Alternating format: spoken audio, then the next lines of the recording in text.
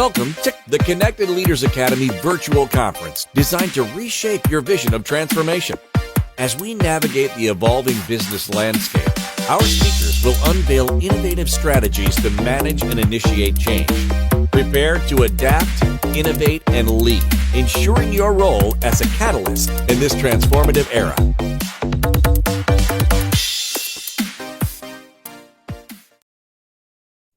Hello. There may be nothing wrong with you. Imagine that.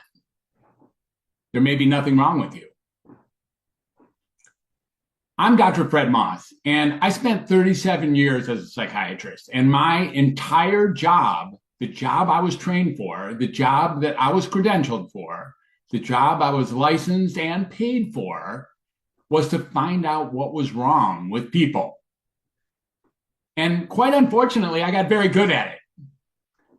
So before we go any further, I do have this gift I want to give you. There's a QR code. I guess it's right over here on my shoulder here. It's called the permission slip. It's a 10-minute reset for high performers. Scan it any time during this time together. It's yours. There's no email, no opt-in, no strings. Just go get it, and I'll remind you later at the end about it as well. So this is not really a presentation. This is more like a story. And let me take you somewhere.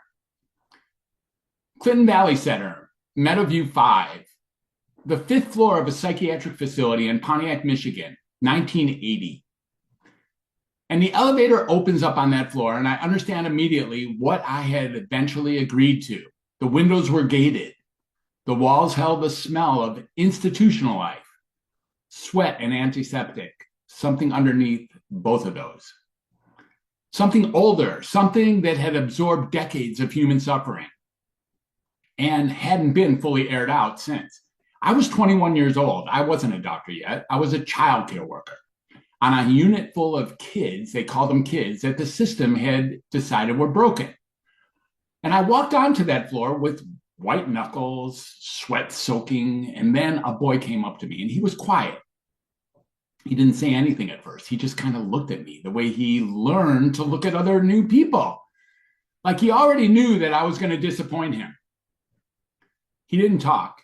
He didn't make any contact with me or the staff. He didn't respond the way the chart said that he should. His diagnoses were long, and there was many of them, and it followed him everywhere he went. But I did notice something about Michael. Every time I walked into that room, just me, no clipboard, no agenda, no stethoscope, no treatment plan, he smiled. Not sometimes, every single time. I started asking myself a question that no one around me seemed to be asking. What if this boy isn't broken? What if the system that was supposed to help him was actually the thing getting in the way? What if the diagnosis was the problem, not the boy? I'll never forget Michael. He changed the direction of my entire life moving forward. I didn't end up driving away like I had planned. I stayed 5 years on those floors. And what I learned in those 5 years, I then spent the next 37 years trying to say out loud inside of a system that didn't really want to hear me. I eventually went to medical school. I became a psychiatrist so that I could save psychiatry. And for the 37 years, I sat across from more than, 30,000 people. I prescribed meds, I assigned diagnoses.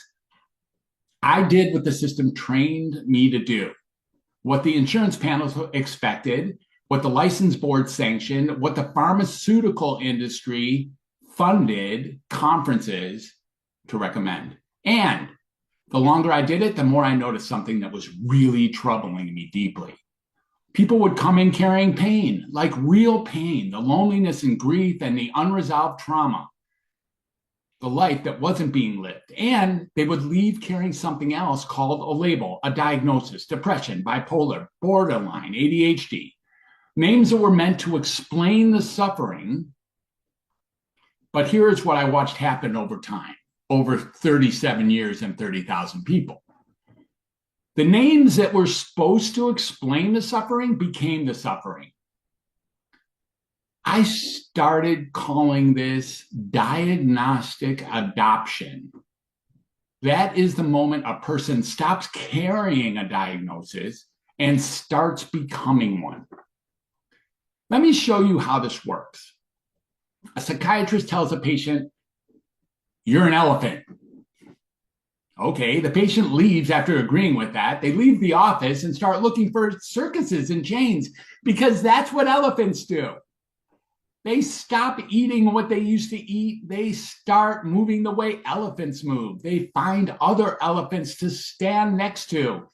They organize their entire understanding of themselves around being an elephant. And nobody ever goes back and asks the very important question, were you ever actually an elephant? Or did someone just tell you that and then you agreed? I handed out elephant certificates for 37 years. Here's what I eventually learned. The medications were probably not correcting any kind of imbalance at all. They were numbing the signal. The suffering was still being generated, but the patient's capacity to feel it had been chemically reduced. They reported feeling better, but what they really meant is they were feeling less.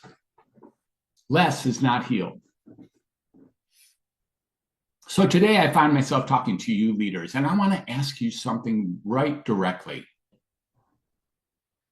How many people on your team are you carrying a diagnosis about? And I mean not a medical one, but a story like he is difficult, or she's resistant, or that one will never change, or the department is broken. This person is behind help. The moment you decide that that story is true, I need to tell you, you stop seeing that person. You look at them and you see the elephant that you decided they were. Not the human being standing in front of you trying to do something real, like carrying something you may know nothing about. Not that. You become the system that I spent 37 years working inside. And here's the cost, and it's big, not just to them, to you.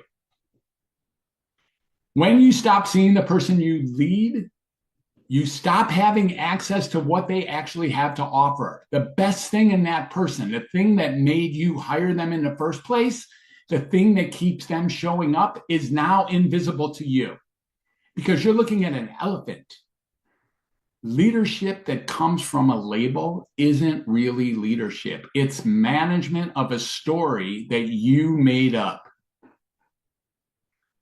Let me tell you a story about a geriatric unit I worked on in Cleveland.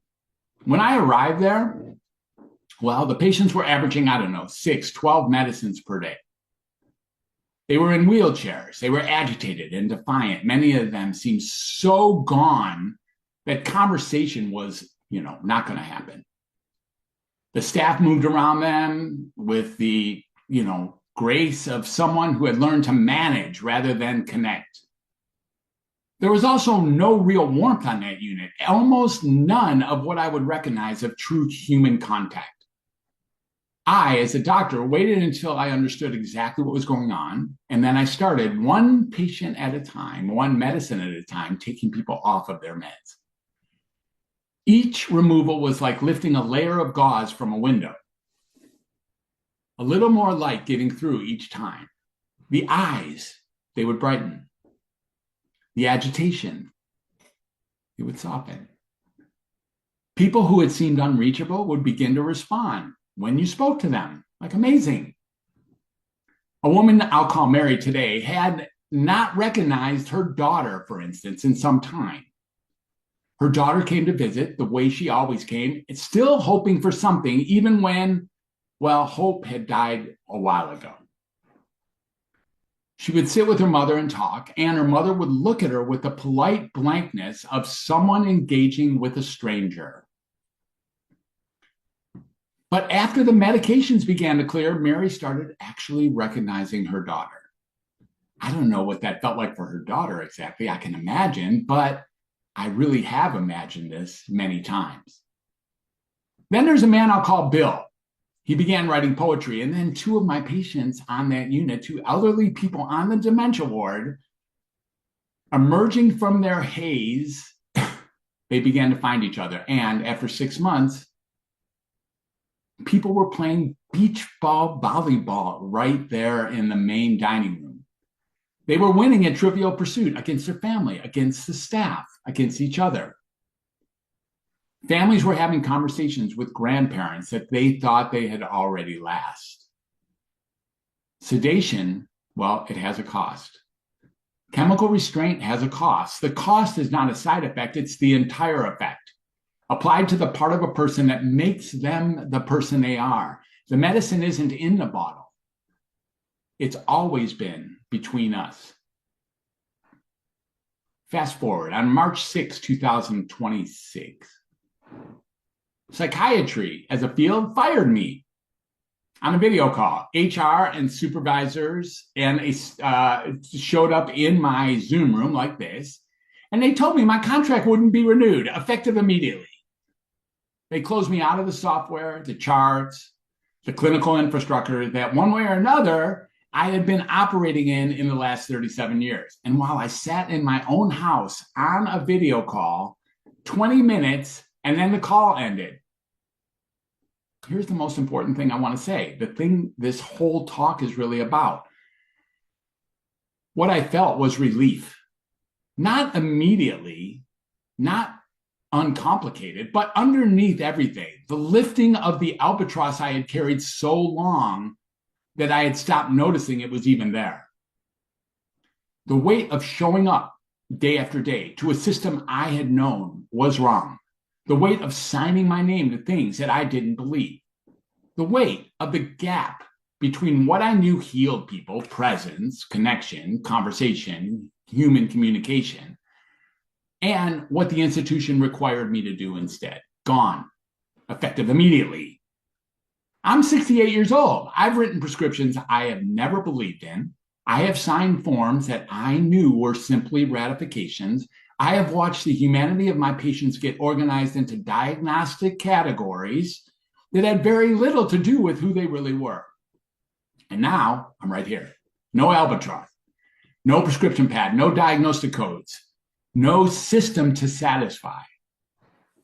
The microphone is in my hand today, and I'm finally free to use it. I had developed something I call the RESET framework. It's an acronym, RESET, 5 steps. And I'm going to go over them pretty fast here, but don't let the speed fool you. These are not small ideas. R, release. Let go of what was never yours to carry. The standard you set for yourself that no one else has set is no longer necessary. The fear dressed up as a plan, the story about what is possible that you inherited from a system that was not designed with you in mind. Examine, look honestly, this is the E, look honestly at what is actually true. Separate from the story you have been told. Not what you are afraid is true, what is actually verifiably true right now. S, surrender. Not giving up, not resignation, releasing the grip on a narrative that is keeping you stuck. The story that says this is how it has to be, because it actually doesn't. E for embody. Start living from what you actually know, not what you've been told to believe. You already know more than the system has given you credit for. Start there.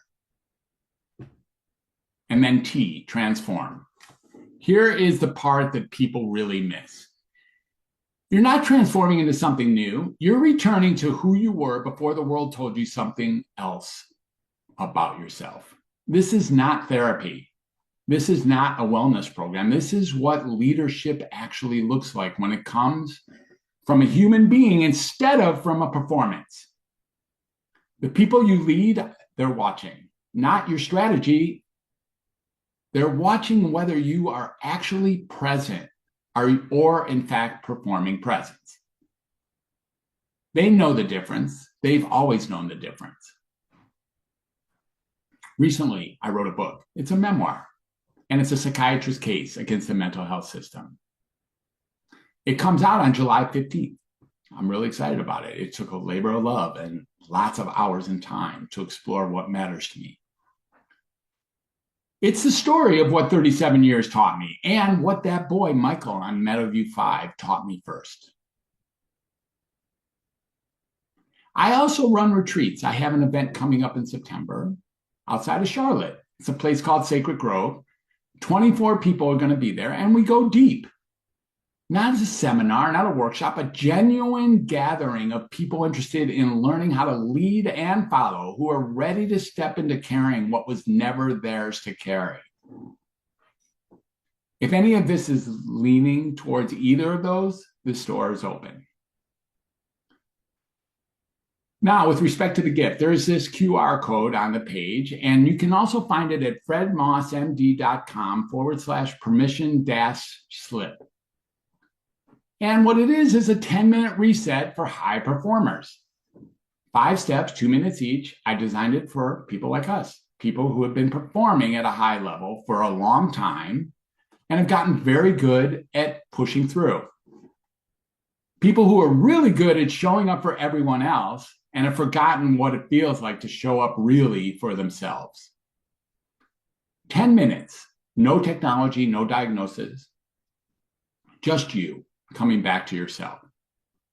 So shine the camera on the QR code or fredmossmd.com/permission-slip.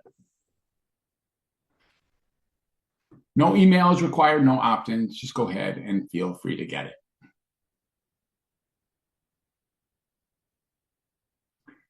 Now, I want to leave you with something that's about where we started.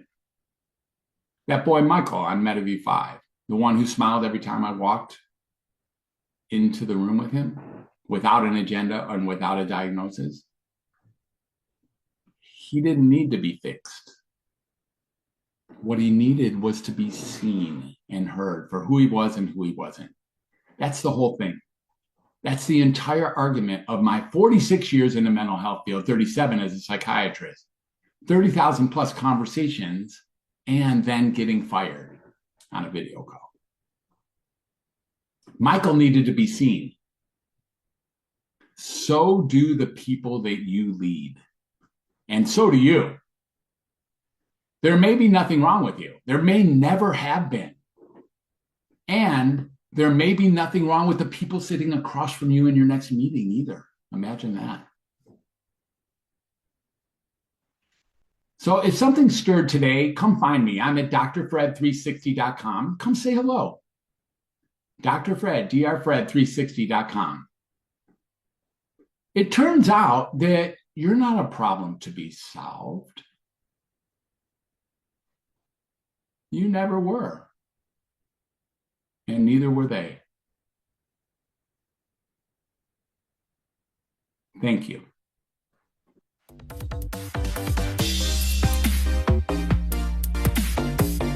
Thank you for participating in today's enlightening session. As we transition to our next expert, remember that each strategy and insight is a step toward becoming a transformative leader in your field. Visit connectedleadersacademy.com to stay engaged and informed. The journey of change is ongoing. Let's move forward together.